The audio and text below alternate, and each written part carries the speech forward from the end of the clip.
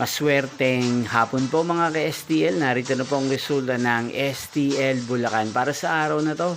Second draw, February 18, 2026. Araw ng Miyerkules. Naway yung mga natayaan nyo pong mga numero kanina ay manalo nawa ngayong hapong ito. 4 PM kaya't kunin nyo na po ang inyong mga ticket. Narito na po ang resulta.